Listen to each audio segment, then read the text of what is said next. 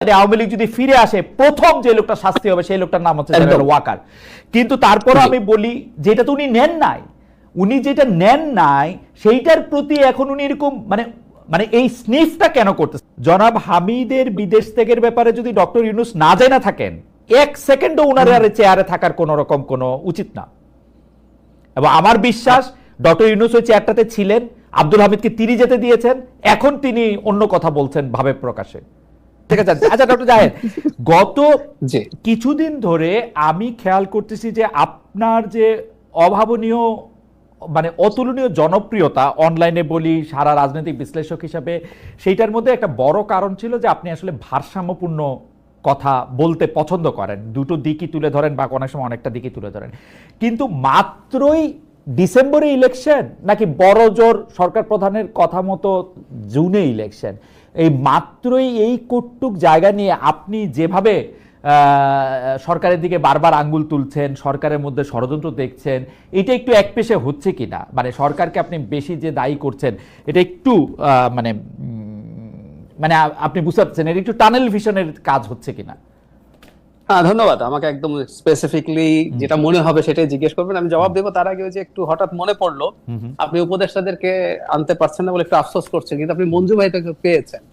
খেয়াল করেন, মঞ্জু ভাই কিন্তু এর মধ্যে বললো যে একজন উপদেষ্টা জানতে চেয়েছে হামিদ কিভাবে পালালো মঞ্জু ভাইয়ের কাছে। আমার মনে হয় মঞ্জু ভাইকে আপনি যদি ভালো মতো একদিন ডেকে সব কথা বলেন, আপনি অনেক কিছু জানতে পারবেন, জাতীয় জানতে। কিন্তু মঞ্জু ভাই তো আমার চেয়ে অনেক বেশি বুদ্ধিমান। মঞ্জু ভাইয়ের আইকিউ মনে হয় আমার থেকে 15-20 বেশি হবে। মঞ্জু ভাইয়ের তো প্রশ্ন করে জবাব পাওয়া কঠিন। হাউএভার আমরা চেষ্টা আমি জবাব দিব। সো আই ডু অ্যানালাইজ, আমি সেটা তো করি, আমি আমার অপিনিয়নও জানাই, এবং অনেক ক্ষেত্রে আমি আমার অপিনিয়ন, ধরুন শেখ হাসিনার সময় আমি আমার অপিনিয়ন জানিয়েছি বহু ক্ষেত্রেই, এখনো অনেক ক্ষেত্রে আমি আমার অপিনিয়ন জানাই। এখন নির্বাচনের প্রশ্নে আমি সরকারের যে ধরনের আচরণ দেখছি, আমি মনে করি সরকারের মধ্যে নির্বাচন ইভেন জুনে হবে এই ব্যাপারে আমি আসলে আস্থাশীল হতে পারি না। আমি আপনাকে একটা ছোট উদাহরণ দিই। আমরা অনেকে হয়তো খেয়াল করিনি, জাপানের প্রধান উপদেষ্টা যেভাবে বক্তব্য দিয়েছেন, বা মঞ্জু ভাই তাদের মিটিং এর যে কথা বললেন, খেয়াল করুন খালেদ ভাই, আপনি দীর্ঘ সময় তার সাথে আলোচনা করেছেন যে উনি মনে করছেন ডিসেম্বরের মধ্যে উনি আর পারছেন না আইন শৃঙ্খলা নিয়ে। আচ্ছা, এটা কি রেজোনেট করছে না জনাব নাহিদ ইসলামের সাথে? আপনি খেয়াল করবেন রয়টার্স এর সাথে এবং এরপর এএফপি এর সাথে ইন্টারভিউতে নাহিদ ইসলাম এক্স্যাক্টলি এই কথাটা বলেছিলেন যে এই বছরের মধ্যে নির্বাচন হবে না বলে তিনি মনে করেন, কারণ আইন শৃঙ্খলার অবস্থা ভালো না। আমি ইদানিং রাগঢাক ছাড়াই বলছি এনসিপি আসলে ডক্টর ইউনূসের দল। কেন? আপনি যদি চান আমি সেটা ব্যাখ্যা করতে প্রস্তুত আছি। তো জনাব নাহিদ ইসলাম ওটা বলছেন, উনিও বলছেন। আচ্ছা, নাম্বার 2 যেটা আপনি জিজ্ঞেস করছেন, এবং আমি আপনার সাথে একমত, 9 মাস পার হয়ে গেছে, উনি কন্ট্রোল আনতে পারেন না, এবং অনেক ক্ষেত্রে আমরা কন্ট্রোল আরো কমছে বলে মনে হয়। ডিসেম্বরে উনি পারবেন না মনে করছেন, 6 মাসের পর মানে ডিসেম্বরের পর ওনার হাতে কি কোনো একটা ম্যাজিক আসবে বাই হুইচ উনি সবকিছুর উপর নিয়ন্ত্রণ নিয়ে আসতে পারবেন? আরেকটা প্রশ্ন, উনি ডিসেম্বরের মধ্যে যদি হবে না বুঝতে পারেন নিরাপত্তা জনিত কারণে, এখন উনি ডিসেম্বর থেকে জুনের এই আলাপ কেন করছেন? উনি স্পষ্ট করে বলে দিক যে ডিসেম্বর পর্যন্ত হবে না, তো আমি এবার জুনের দিকেই তাকিয়ে আছি। ডাক্তার রহমান, আপনি তো চমৎকার বলেন, আমি শুনতে থাকি, সেজন্য আপনি আমাকে একটু প্রশ্ন করার সুযোগ দিয়েন। আপনি বলেন যে এখন একটু থামলাম, কারণ হচ্ছে আমি ভুলে যাব যদি আপনি আমাকে প্রশ্ন করতে দেন। সেইটি হচ্ছে যে আপনি যেটি বলছেন যে উনি বলতেছেন, এটা আসলে খোলাখুলি মানে নাহিদ সাহেবের কথা আর উনার কথা একমত হয়ে যাওয়া মানেই যে উনারা দুজন একদল করা, এইটা ঠিক অতি সরলীকরণ আমি মনে করি। 2 নাম্বার হচ্ছে যে আপনি যদি দেখেন যে ডিসেম্বরের মধ্যে সবকিছু, ডিসেম্বর পার হইলেই কি অন্য কিছু ঠিক হইতে থাকবে কিনা জুনে, এইটা তো উনার একটা প্রি সব দলের প্রতি যে আপনারা এখন আমার উপর আস্থা আনেন, আপনারা আমার সাথে বসেন, বৈশা একটা ডেট ডুটের কথা আমরা একটা চিন্তা করব। কিন্তু আপনারা যখন আমাকে ডিসেম্বর থেকে জুনের মধ্যে ডিসেম্বরটাতেই চাপ দিতে থাকেন, তখন তার এটা কোথাও আগায় না। আইন শৃঙ্খলা বলেন আর যাই বলেন, এইরকম একটা সরকারের পক্ষে তো সকলের সহযোগিতা ছাড়া, বিশেষ করে বড় রাজনৈতিক দল বিএনপি সহযোগিতা ছাড়া এটা তো সম্ভব না। এবং বিএনপি তো দিনে দিনে এটা দুর্বিষহ করে ফেলছে। আমি আর কথা মাঝখানে বলবো না, আমি একটু দুই তিনটা পয়েন্ট আপনাকে বলি। দেখেন, বিএনপি আওয়ামী লীগ পতনের পরে 9 মাসও তারেক রহমান সাহেব দেশে ফিরে নাই।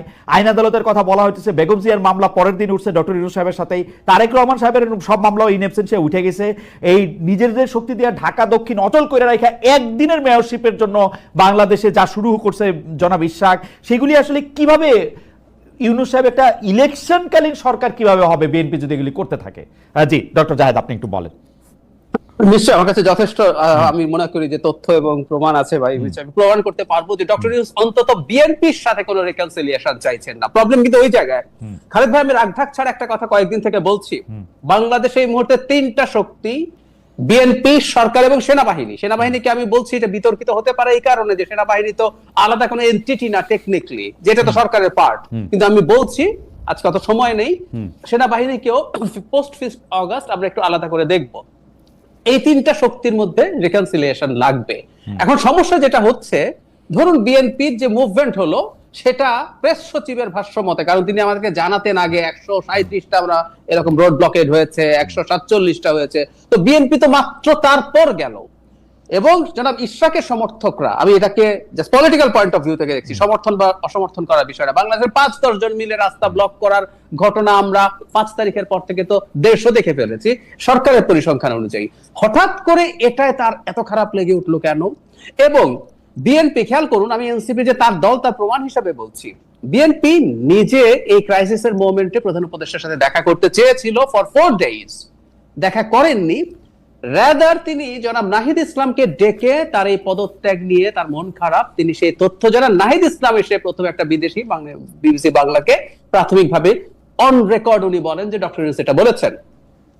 তাহলে খেয়াল করি, বিএনপি কে তিনি যদি আস্থায় নিতে চাইতেন, ওনাকে বিএনপির সাথে ফাইট করলে হবে না, ওনাকে আস্থায় নিতে হবে। তারপর বিএনপি গেল, বিএনপি যাওয়ার পর উনি জনাব আসিফ মাহমুদ সজীব ভুঁইয়াকে সেই মিটিং এ রাখলেন যার পদত্যাগ চাইছে বিএনপি। এবং আপনি খোঁজ নিলেই দেখবেন, বা আপনি জানেন আমি নিশ্চিত, জনাব আসিফ মাহমুদ সজীব ভুঁইয়া অন্য কোনো দলের সাথে মিটিং এ ছিলেন না। এবং এই মিটিং গুলোতে সাধারণত সিনিয়র, বয়সে সিনিয়রের কথা বলছি, উপদেষ্টারা থাকেন। সো আপনি বিএনপি কে ক্লিয়ার বার্তা দিচ্ছেন। এরপর জনাব তারেক রহমান তার যে লাস্ট বক্তব্য, তাতে তার কিছু ধৈর্যচ্যুতি ঘটেছে বলে আমাদের মনে হতেই পারে। উনি যে ইউজুয়াল যাদের ঢং তার বাইরে গিয়ে কথা বলেছেন। তারপর তিনি জাপানে দাঁড়িয়ে যে কথা বলেছেন, আমরা এটাকে ভদ্রভাবে অসত্য বলতে পারি, অথবা ডিসইনফরমেশন স্প্রেড করছেন বলতে পারি। খালেদ ভাই, বরং আমরা এভাবে বলতে পারি, ডিসেম্বরে নির্বাচন হতে পারবে না এই আলাপ করছে এনসিপি, আর কেউ না, নট আ সিঙ্গেল পার্টি প্রকাশ্যে। অথচ উনি বললেন একটা দল চায় না, হয়তো ইম্পারেটিভ করে ফেলেনি, কিন্তু আমরা প্রচুর নিউজ দেখি বিএনপির সাথে থাকা জোট, বাম জোট যারা আছে, মঞ্জু ভাই নিজে তার দলের অবস্থানের কথা বললেন, তো উনি তো আসলে বিএনপির সাথে একটা ফাইটে নেমে গেছেন, আমরা দেখতে পাচ্ছি।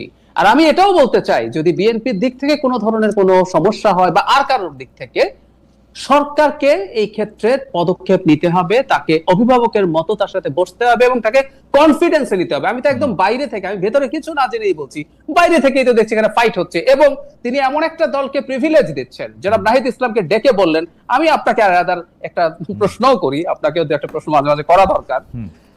প্রথম দিন যখন বিএনপি জামায়াতে ইসলামী বসলো, উনি যখন ডাকলেন, বিএনপি বা জামায়াতে ইসলামী নিবন্ধিত না হলেও বাংলাদেশে আওয়ামী লীগের অ্যাবসেন্সে সংখ্যার দিক থেকে সেকেন্ড হাইয়েস্ট বা লার্জেস্ট দল, ওই দিন এনসিপি আলাদা ডাক পেয়েছে কেন? পরের দিন দুটো গ্রুপে বাকি দলগুলোকে, মঞ্জু ভাইয়ের দলও একটা গ্রুপে ছিলেন, মঞ্জু ভাই কেউ আমি জিজ্ঞেস করি, তার দল মাঠে থেকে যা যা করেছে ওভার দ্য ইয়ার্স, ওনার দল কি এনসিপি চাইতে অন্য কিছু যে ওনাকে আলাদা ডাকা হয় নাই, কিন্তু এনসিপি কে ডাকা হয়েছে আবার আলাদা করে। সো আমি এরকম প্রচুর তথ্য দেখাতে পারবো যখন একজন অভিভাবক। খালেদ ভাই, আমি আরেকটা কথা একটু যোগ করি। একটা পরিবারে, আমি এভাবে বলছি একটু, সেটা হলো একটা পরিবারের, আমি জানি না বাবারা তাদের সব সন্তানকে ইকুয়ালি ভালোবাসেন কিনা, সেটা ভিন্ন আলোচনা, কিন্তু কোন বাবা যদি তার কোন সন্তানকে বায়াস দেখান, যদি মনে হয় যে এই সন্তানের প্রতি তার কোন ধরনের এক্সট্রা বায়াস আছে, মনোযোগ আছে, স্নেহ আছে, ওটা ওই সংসারে ঝামেলা তৈরি করে। ডক্টর ইউনূস স্পষ্টত এটা করছেন এবং অত্যন্ত টার্ময়েলের টাইমে, বাংলাদেশের এখন কিন্তু একটা সাধারণ টাইম না, একটা টার্ময়েলের টাইমের মধ্যে উনি এই কাজগুলো করছেন। ওকে ডক্টর জাহেদ, আমি আপনার দৃষ্টি আকর্ষণ করছি, প্রথমে হইলো আপনি বলতেছেন যে বিএনপি সরকার এবং আর্মির মধ্যে তার একটা মানে একটা সমঝোতা হওয়া উচিত, আমি যদি ঠিক বুঝে থাকি, বা একটা একই লাইনে কথা বলতে পারা উচিত। এখন বিএনপি আর আর্মিতে একই লাইনে অলরেডি কথা বলতেছি, তাহলে এখন বিএনপি এবং আর্মি মিলে কি সম্মিলিতভাবে চাপ দিতেছে সরকারও যাতে এটা কথা বলে? বিএনপি কি আর্মিকে সামনে রেখে বা আর্মির ভয় দেখায় সরকারকে বা ডক্টর ইউনূসকে তাদের কথা শোনাতে যেতেছে। আমি 2 নম্বর কথা বলি, আপনি নাহিদ ইসলামকে ডাইকা কিন্তু ডক্টর মোহাম্মদ ইউনূস পদত্যাগের কথা বলেন নাই। ডক্টর মোহাম্মদ ইউনূস, নাহিদ ইসলামরা যেহেতু ডক্টর মোহাম্মদ ইউনূসের সাথে একই সাথে কাজ করেছেন, ডক্টর মোহাম্মদ ইউনূস মনে করেন নাহিদ ইসলামরা তাকে নিযুক্ত করেছেন, নাহিদ ইসলামদের প্রতি তিনি বিরক্তিটা দেখাইছেন একদম সরাসরি যে নাহিদ তোমরা এরকম করলে আমি কিন্তু আর এখানে থাকবো না, যেটা এসে নাহিদ ওইভাবেই বলছেন। ব্যাপারটা কিন্তু ডক্টর ইউনূসের জানানো না। 3 নম্বর হচ্ছে যে আপনি আসিফ মোহাম্মদ সজীব ভুঁইয়াকে বিএনপি কেন রাখলো সেটার মধ্যে বলছেন, এটাকে আমি দেখি হচ্ছে আসিফ মোহাম্মদ সজীব ভুঁইয়ার জন্য হচ্ছে একটা লার্নিং সেশন, যে বিএনপির সাথে উনি কিভাবে ডিল করেন, তখন এটা আসিফ মোহাম্মদ সজীব ভুঁইয়ারই রাখার কথা। আপনি খেয়াল করে দেখবেন একটা মহল কিন্তু ডক্টর মোহাম্মদ ইউনূসের উপর চাপ সৃষ্টি করতেছে আসিফ নজরুল, মোস্তফা সরোয়ার ফারুকী এবং আরেকজন উপদেষ্টাকে বাদ দেওয়ার, আবার বিএনপি চাপ দিতেছে এই 3টা উপদেষ্টাকে বাদ দেওয়ার। উনার তো মাঝখানে একটা জায়গা নিতেই হইব, তাই না? আর এনসিপি কিন্তু ডিসেম্বরে ইলেকশন চায় না, এই কথা একবারও বলে নাই। এনসিপি বলছে হচ্ছে তারা সংস্কারটা চায়, তারা বিচারটাকে একটা দেখবান দেখতে চায়, এবং সরকারের এখানে একদমই ব্যর্থতা যে সরকার এগুলি কখনো করতে পারলো না। আর হচ্ছে এনসিপি দলকে কেন আলাদা করে ডাকা হয়েছে ডক্টর জাহেদ, এটা আপনিও জানেন, আমিও জানি, সম্ভবত মঞ্জু ভাইও জানে। এই সময়ের মধ্যে হয়তো ওদের মাঠের শক্তি নাই, হয়তো ওরা ভোটের আসনে অনেক কম পাবে, কিন্তু জুলাই আগস্টের বাস্তবতায় হাসনাত, সার্জিস, নাহিদ এদেরকে তো আলাদা করে, আসিফ মোহাম্মদ সজীব ভুঁইয়া, মাহফুজ, এদের তো আলাদা করে ডাকাটার একটা, এটাকে বলে না গতিজড়তা, আপনি তো সায়েন্স আমার থেকে বেশি বলেন, এটা তো একটা গতিজড়তারও ব্যাপার আছে। এই হচ্ছে আমার টেক। আপনি যদি আরেকটু কন্টিনিউ করেন যে আপনি কেন এরকম মনে করতেছেন, এবং আর্মির এই যে রাজনীতিতে ঢুকে যাওয়া, এই যে ইলেকশন ডিসেম্বরে হইতেই হবে, তারেক রহমানের ভাষায় কথা বলা, ইজ ইট ফেয়ার? আর্মি তো ব্যারাকে থাকা উচিত, ওরা এগুলি বলে কেন? জি ডক্টর জাহেদ, আপনার কাছে খালেদ ভাই, আপনি নিশ্চয়ই আপনি দীর্ঘদিন লয়ের রিপোর্টিং করেছেন, এবং আপনার সাথে আমরা এই শোতে দেখেছি আইনের ব্যাপারে আপনার খুবই গভীর জানাশোনা আছে। আমি কোর্টের ক্ষেত্রে অনেক সময় এটা হয় যে অনেক সময় দিনের শেষে কোর্ট ইভেন সংবিধানকে লঙ্ঘন করার মতো রায় দেয়, ডক্ট্রিন অফ নেসেসিটি দেখায়। যেমন আমি 13th অ্যামেন্ডমেন্টের যে সংক্ষিপ্ত রায় ছিল সেখানে ডেলিবারেটলি লিখেছে যে এটা অসাংবিধানিক, কিন্তু পরবর্তী 2টা ওনারা ওই সংখ্যাটা ভুলে গেলাম, 9ম বা 10ম এরকম কিছু বলেছিলেন, বা 10ম একাদশ, পরবর্তী ত্রয়োদশ সংশোধনীর অধীনেই হতে পারে। তারপরে যে কথাটা বলেছিল দ্যাট ওয়াজ ভেরি ইম্পর্টেন্ট, তারা বলেছিলেন যে জনগণের এবং রাষ্ট্রের নিরাপত্তাই সর্বোচ্চ আইন। তার মানে আমি যে কথাটা বলতে চাইছি, কোন একটা টার্বুলেন্ট টাইমে, কোন একটা প্রবলেম্যাটিক পিরিয়ডে আমাদের সবকিছু যে নিয়ম মতো চলবে, নট নেসেসারিলি। সেনাবাহিনী 5th অগাস্টের সময় থেকে বা পরে যা করেছে, আমি নিজেও এটাকে পয়েন্টটা ধরেছি, আমি ওভাবে ক্রিটিক করিনি। রয়টার্সের সাথে প্রথম যখন সেনাপ্রধান বক্তব্য দিয়েছিলেন, তিনি বলেছিলেন 18 মাসের মধ্যে সরকারকে নির্বাচন করার জন্য তারা সাহায্য করছেন। আমি তখন সেদিনই, এটা হলো প্রথম বাংলাদেশের ইন্টারভিউ যেখানে নির্বাচনের একটা টাইম লাইন গুরুত্বপূর্ণ একজন মানুষের কাছ থেকে জানা গেছে, সেখানে আমি খুব ক্লিয়ারলি এই কথাটা ধরেছিলাম, এবং আমি জাস্ট পয়েন্ট আউট করেছি যে এই ব্যাপারটা এইরকম। আমরা এখন আসলে কোন বিশেষ অবস্থা আছে, কোন জায়গায় আছি? একটা সেনা প্রধান যদি সরকারেরই পার্ট হয়, তাহলে তো ওনার শেখ হাসিনার কথা শুনে গুলি চালানো উচিত ছিল সবার উপরে। উনি তো শেখ হাসিনাকে বিট্রে করেছেন, তখনকার সরকারকে। শেখ হাসিনার তো উনি সেনা প্রধান ছিলেনও। তো তাহলে আমরা এই প্রশ্ন, আমি একটু খুবই ডেভিড অ্যাডভোকেট টাইপের কথা হচ্ছে, তারপরে এই প্রশ্ন আসতে পারে, তো উনি তো বিট্রে করেছেন সরকারের যে আদেশ, যেটা উনি মানতে বাধ্য ছিলেন। তো আমি যে কথাটা বলি, আসলে বিদ্যমান প্রেক্ষাপটে আমার কাছে মনে হয় এই যে একটা ডিফারেন্ট ধরনের, খানিকটা ডিফারেন্ট একটা অবস্থান সেনাবাহিনীর আছে। এবং I feel lucky, frankly speaking, যে বাংলাদেশ না, এই তৃতীয় বিশ্বের দেশগুলোতে সেনাবাহিনী রেদার চেষ্টা করে একটা ঝামেলা বাঁধিয়ে ক্ষমতা নিয়ে নিতে, আর এখানে ঝামেলা বেঁধেছিল 5th অগাস্টে। আমি মনে করি তারা যদি পাওয়ার নিতেন, আমাদের দেশের মেজরিটি অফ দ্য পিপল সমর্থন করতেন, তিনি নেননি, এবং এখন নির্বাচন নিচ্ছেন। এই কথা তো আমরা বলছি যে একটা সিভিলিয়ান সরকার নির্বাচনের কথা। আমি আপনার কথা শুনতে খুবই ভালোবাসি, সেই জন্য আমার টাইমটা ম্যানেজ করতে হচ্ছে। কিন্তু জাহেদ, আপনার রবীন্দ্রনাথ ঠাকুর থেকে আমি একটা উদাহরণ দেই, সেটি হচ্ছে যে এরকম যে অধিকার ছাড়িয়া দিয়া অধিকার রাখিবার মতো বিড়ম্বনা আর নাই। সেনাপ্রধান যেটি করতেছেন এটা কিন্তু ঠিক, যে 5 তারিখে উনি না দাঁড়াইলে শেখ হাসিনার বিরুদ্ধে এই আন্দোলন কি হইতো, হাইন্ডসাইট আমরা এটা জানি না। যদি 20-21 জুলাই থেকে তিনি যদি এই অবস্থান না নিতেন কি হইতো আমি এটা জানি না। এবং আমি এইটাও জানি আওয়ামী লীগ যদি ফিরে আসে, প্রথম যে লোকটা শাস্তি হবে সেই লোকটার নাম হচ্ছে জেনারেল ওয়াকার। কিন্তু তারপরও আমি বলি যেটা তো উনি নেন নাই, উনি যেটা নেন নাই সেইটার প্রতি এখন উনি এরকম মানে এই স্নিফটা কেন করতেছেন? মাননীয় প্রধান উপদেষ্টা বাংলাদেশ সরকারে তিনি বলেছেন যে একটি মাত্র দলই আসলে ডিসেম্বরে নির্বাচন চায়। আপনি আমাদের একটু বলবেন যে ডক্টর মোহাম্মদ ইউনূসের এই দাবিটি সঠিক কিনা। কারণ আমরা দেখতে পাচ্ছি যে আরো কিছু দল আছে যারা বিশেষ করে সিপিবি সহ একাধিক বামপন্থী দল ইতিমধ্যে ঘোষণা দিয়েছে যে তারা আসলে ডিসেম্বরের মধ্যে ইলেকশন চায়। জনাব মুজিবুর রহমান মঞ্জু, আপনাদের অবস্থানটা বলেন। ধন্যবাদ খালেদ মহিউদ্দিন আপনাকে, ডাক্তার জাহেদ উনিও আছেন, আপনাদের সবাইকে ধন্যবাদ এবং দর্শকদেরকে শুভেচ্ছা। প্রথম কথা হচ্ছে ডক্টর ইউনূস এবং জনাব তারেক রহমান দুজনেই কিন্তু আরো অনেকগুলো কথা বলেছেন, কিন্তু সেদিকে কারো দৃষ্টিপাত নাই। দুজনের দুইটা কথাতেই দৃষ্টি আটকে আছে আমাদের। একটা হচ্ছে যেটা আপনি বললেন নির্বাচন, ডক্টর ইউনূস বলছেন যে ডিসেম্বরে নির্বাচন চায় না একটি দল আর সবাই চায়, আর অন্যদিকে তারেক রহমান বলেছেন যে ডিসেম্বরেই হতে হবে নির্বাচন। এখন আমি যেটা দেখি আর কি, যে যদি এটাকে আমরা একটা আলাদা বাক্য হিসেবে দেখি যে ডিসেম্বরে নির্বাচন শুধু বিএনপি চায় বা একটি মাত্র দল চায়, শুধু বাক্য হিসেবে এটা সঠিক নয়। কারণ আমরা অনেক রাজনৈতিক দলই আমরা ডিসেম্বরের দলের ব্যাপারে, নির্বাচনের ব্যাপারে আমরা আমাদের মত আছে, আমাদের সম্মতি আছে। কিন্তু আমরা হয়তো বলার সময় বলেছি যে ডিসেম্বরে হওয়াটার যৌক্তিকতা আছে, কিন্তু কোনো কারণে যদি সরকার মনে করে যে বিশেষ তাদের সময়ের প্রয়োজন, তাহলে তারা রাজনৈতিক দলগুলোর সাথে সংলাপ করুক, আলোচনা করুক। 1-2 মাস পেছনে গেলে, ফেব্রুয়ারি বা মার্চে গেলেও এটা বৃহত্তর স্বার্থে আমরা এটার সাথে একমত হতে পারি। অর্থাৎ অন্যান্য দল হয়তো এই জায়গায় কিছুটা ফ্লেক্সিবিলিটি শো করেছে, কিন্তু ডিসেম্বরের নির্বাচনের ব্যাপারে আমরা চেয়েছি। এখন হয়তো বা ডক্টর ইউনূস এই কথার অর্থ এটা বলতে চেয়েছেন, বা উনি বলেছেন কিনা জানি না, ওনার কাছ থেকে আসলে ব্যাখ্যাটা পাওয়া যাবে। আমি ব্যাখ্যা দিলে তো আর হবে না, আমরা শুধু বিশ্লেষণ করে এটা বলতে পারি যে আমরা অন্যান্য দলগুলোকে হয়তো উনি কিছুটা ফ্লেক্সিবল মনে করেছেন, কিন্তু বিএনপি কে মনে করেছেন যে ওনারা ডিসেম্বরের ব্যাপারে রিজিড। আরেকটা কথা বলি খালেদ মহিউদ্দিন আপনাকে, আমাদের মানে রাজনীতিবিদ হিসেবে আমরা তো কিছু কথা বাইরে বলি, প্রকাশ্যে বলি, আবার আভ্যন্তরীণ কিছু আলোচনাও আছে। আভ্যন্তরীণ কিছু আলোচনায় আমরা এরকমও শুনেছি যে বিএনপিও ডিসেম্বরে রিজিড না, কারণ বিএনপির মধ্যে অনেক ধরনের শঙ্কা তৈরি হয়েছে, সন্দেহ তৈরি হয়েছে, এবং এর পেছনে যুক্তিও আছে যে প্রফেসর ইউনূস সময় ক্ষেপণ করছেন অযথা, উনি একটা লম্বা সময় নিচ্ছেন। এর পিছনে অনেক কথা বিএনপি বলে, আপনারা শুনেছেন। আমাদের ডাক্তার জাহেদ এখানে আছেন, উনিও এগুলোর ব্যাপারে অনেক কথা বলেন। তো এগুলোর কারণে হয়তো এরকম কথা প্রচলিত আছে যে ডিসেম্বরের বিষয়ে যদি বিএনপি কঠোর হয়, তাহলে হয়তো ফেব্রুয়ারি মার্চের মধ্যে ইলেকশনটা আদায় করা সম্ভব। কিন্তু আমি যেটা মনে করি যে প্রফেসর ইউনূস কেন এই কথাটা বলেছেন, এর সঠিক ব্যাখ্যাটা উনিই ভালো বলতে পারবেন। আপনারা যেটা বলছেন, মানে আপনাদের কাছে কি এই কথাটা মনে হয় যে ধরেন যে ডিসেম্বরে হোক বা জানুয়ারিতে বা ফেব্রুয়ারিতে সরকার প্রধান যদি একটা নির্দিষ্ট করে একটা টাইম ফ্রেম বেঁধে দিতে বলতেন ইলেকশন কমিশনকে, যেহেতু ঘোষণাটা ইলেকশন কমিশনই দিবেন, বা অনুরোধ করতেন, যেভাবেই বলেন, তো সেইটা অনেক সহজ হতো। মানে উনি যেহেতু একটা 6 মাসের একটা উইন্ডো রাখতেছেন, এইটাতে কিছু সন্দেহ তৈরি হচ্ছে কিনা? হ্যাঁ, কিছুটা তো হচ্ছে। আমরা কিন্তু ওনার সাথে এই 6 মাসের টাইম ফ্রেম নিয়ে আলোচনা করেছিলাম।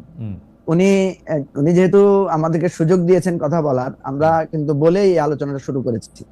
আমাদের যে গ্রুপ ছিল সেখানে এই আলোচনাটা আমাদের পক্ষ থেকে সেখানে সূচনা করেছিলেন জুনায়েদ সাকি। হ্যাঁ, জুনায়েদ সাকি আলোচনাটা এভাবে তুলেছিলেন যে ডিসেম্বরের পরে, আমি তুলেছিলাম এটা যে স্যার ডিসেম্বরে কি সমস্যা, ডিসেম্বরে ইলেকশন করতে আপনার অসুবিধাটা কি, আপনি আমাদের সাথে কি বলতে পারেন? তখন উনি কিন্তু বলেছেন যে ডিসেম্বরে ইলেকশন করলে আমরা যে আশঙ্কাটা, আমার যে ডিসকমফোর্টটা, সেটা হচ্ছে যে আমার কাছে, তোমরাও বলেছো যে সরকারের উপর আমি পরিপূর্ণভাবে আমার নিয়ন্ত্রণ নাই। আমি দেখছি যে বিভিন্ন ঘটনা ঘটছে, যেটা আমি দেখছি যে আমি এটার খুঁজে পাচ্ছি না।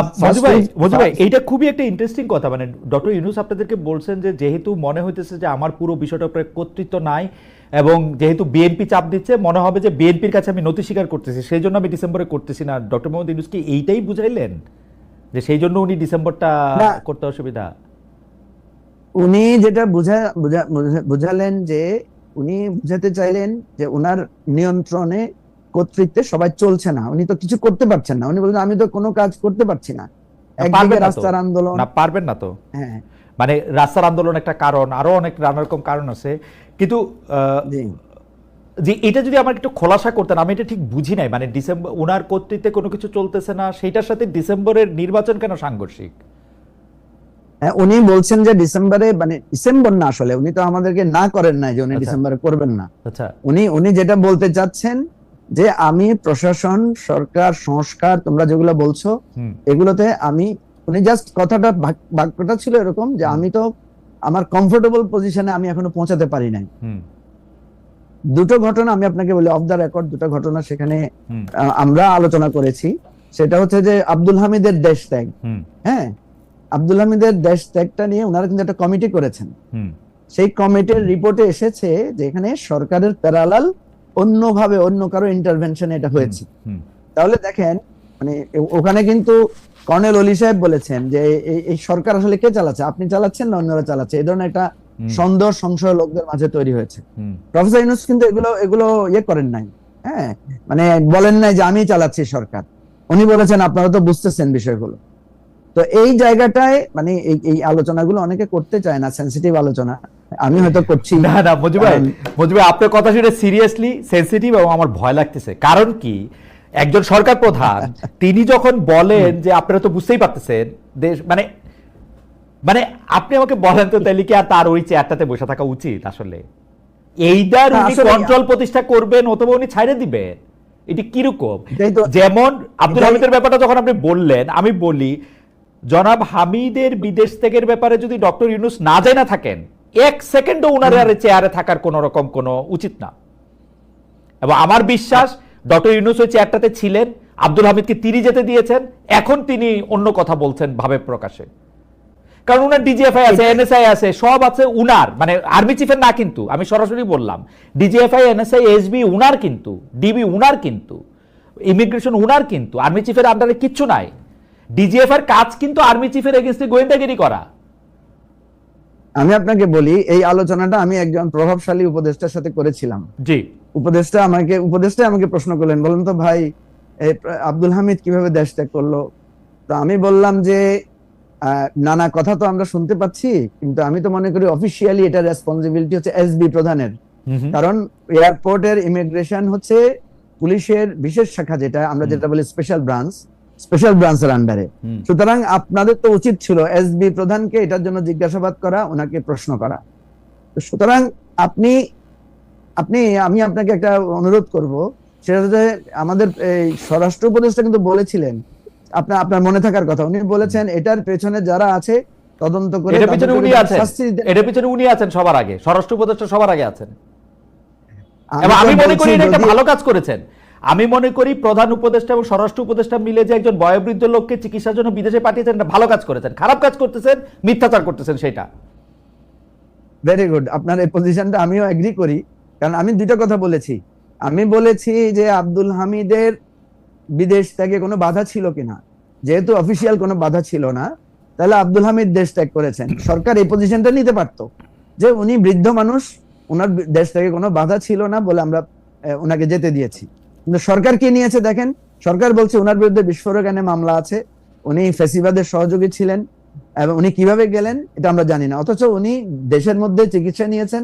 এবং আমরা যতটুকু জানতে পেরেছি যে উনি কিন্তু একটা খুবই দুরারোগ্য ব্যাধিতে আক্রান্ত, এবং সেটা খুবই সিরিয়াস পর্যায়ে। এবং আমার কাছে মনে হয় মঞ্জু ভাই, আমাকে সিরিয়াসলি মনে হয় যে ডক্টর ইউনূস একজন খুবই সহানুভূতি প্রবণ, খুবই মানে আমি বলবো যে একজন মানে মানে মানে মানে একজন সমবেদনাপূর্ণ একজন মানুষ। তিনি দেখেছেন একজন বয়স্ক লোক এটা, এবং তিনি যেতে দিয়েছেন। কিন্তু আমার যেটা আপত্তির জায়গা সেটা হচ্ছে যে তিনি ছলনা করছেন, বা তার সরকার ছলনা করছে। এই ছল আমরা আরো নানা জায়গায় দেখতে পেয়েছি।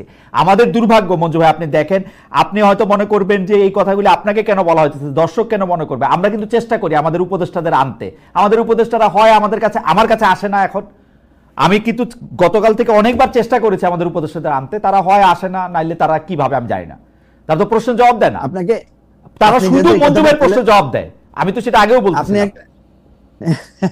শুনেন, আমি আপনাকে বলি, আপনি যে কথাটা তুলছেন, আপনি এখন দেখবেন প্রেস ক্লাবের সামনে আমাদের নারীদের একটা সরকারি প্রতিষ্ঠান, যেটা 5 বছরের কন্ট্রাকচুয়ালি তারা একটা অ্যাপয়েন্টমেন্ট পেয়েছে, তারা একটা আন্দোলন করছে। এবং আন্দোলনটা কি, তারা কিন্তু আপনার অনশনে গিয়েছে। তারা কালকে আমাদের অফিসে এসেছিল। আমি 2 জন উপদেষ্টাকে অনুরোধ করেছি তাদের জন্য অ্যাপয়েন্টমেন্ট দেন, তাদের কথাগুলো একটা শুনেন। কোন উপদেষ্টা তাদেরকে সময় দেয় নাই। শেষে আমি তাদেরকে ফোন নাম্বার দিয়ে আমি বললাম যে আপনারা নারী কমিশনের চেয়ারম্যান আছেন পারভিন শিরিন হক, ওনার সাথে কথা বলেন। ওনার সাথে তারা কথা বলেছে। শিরিন হক আপা তাদের মুখের উপর বলেছে আমার সময় নাই আপনাদের সাথে কথা বলার। আপনি বুঝেন যে এই সরকারের লোকদের কথা বলার সময় নাই, তারা রাজনীতিবিদদের কোনো কথাই শুনতে চায় না। আপনি এখন যেটা বলেন মজু ভাই আমি একটু ডক্টর জাহিদের কাছে যাই, কিন্তু প্রশ্নটা করে রাখি, আপনারা এবি পার্টি কি একটা ব্যালেন্সের পজিশন নিচ্ছেন? ধরেন আপনি একরকম, ব্যারিস্টার ফুয়াদ আর একরকম। কালকে আমি ব্যারিস্টার ফুয়াদকে শুনতে পাচ্ছিলাম যে আপনি এখন যে অবস্থানে কথা বলতেছেন তার থেকে একটু আলাদা কথা বলতেন, নাকি আপনারা দুটি মতই একরকম করতেছেন? আমি এই প্রসঙ্গটা বললাম যে সরকারের কথা বলার সময় একটা প্রসঙ্গে, এবং আরেকটি প্রশ্ন আমি করে রাখি, ম্যান্ডেট প্রসঙ্গ একটি কথা আপনাকে আমি জানতে চাইবো, যে ম্যান্ডেটটা এখন বলতেছে যে সরকারের ম্যান্ডেট আছে, কেউ কেউ বলতেছে ইনু সাহেবের 5 বছর থাকা উচিত, এইটা নিয়েও আমি আসলে কথা শুনতে চাইবো। কারণ আমাকে যখন আজকে প্রশ্ন করা হয়েছিল তখন আমি এইটা আপনার কাছ থেকে শুনতে চাইছিলাম যে আসলে আপনি এটা নিয়ে কি মনে করেন মঞ্জু ভাই, এবি পার্টি এটা নিয়ে কি মনে করে, ম্যান্ডেট প্রশ্ন। আমি একটু আসি ডাক্তার কাছ থেকে, যে আপনার প্রশ্নটা কি ডাক্তার জাহেদ আপনাকে শিখিয়ে দিল কিনা আমি সন্দেহ করছি। যাই হোক, না, আপনারা এরকম সন্দেহ চিরকাল করবেন, কে কারে প্রশ্ন শিখায় দেয়, এটা আমার কোনো আপত্তি নাই। আমি সকলের কাছেই প্রশ্ন শিখি, যেমন আপনার কাছেও, এতে কোনো সমস্যা নাই।